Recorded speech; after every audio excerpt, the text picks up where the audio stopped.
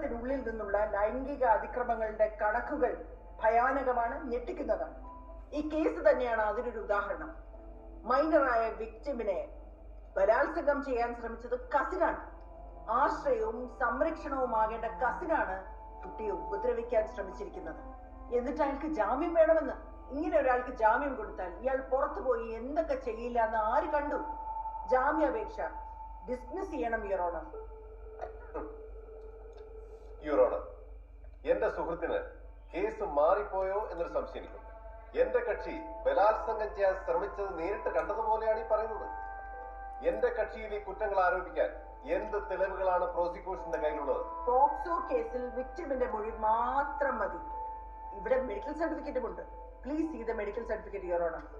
വിക്ടിമിന് എവിടെയാണ് മുറിവ് പറ്റിയിട്ടുള്ളത്? മുഖത്ത് പറ്റിയ നിയർ അബ്രേഷൻ. ഒരു പക്ഷേ ഈ മുറിവുകൾ വിക്ടിം പ്രതിയെ പീഡിപ്പിക്കാൻ ശ്രമിച്ചപ്പോഴുണ്ടായ പിടിവലിയിൽ സംഭവിച്ചായിക്കൂടെ? Yes your honour. ഇതാണ് നമ്മുടെ പോക്സോ കോടതികളിൽ നടക്കുന്ന സ്ത്രീത്വത്തെ അപമാനിക്കുന്ന നടപടികളിൽ ഒന്ന്.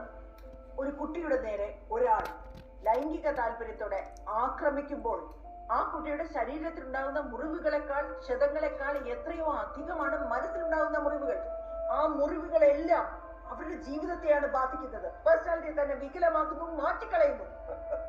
ഇതുപോലെയുള്ള ചിരികളാണ് ആ കേസുകളൊന്നും രജിസ്റ്റർ ചെയ്യപ്പെടാതിരിക്കാനുള്ള കാരണം. ഭയത്താൽ, അപമാനത്താൽ എല്ലാം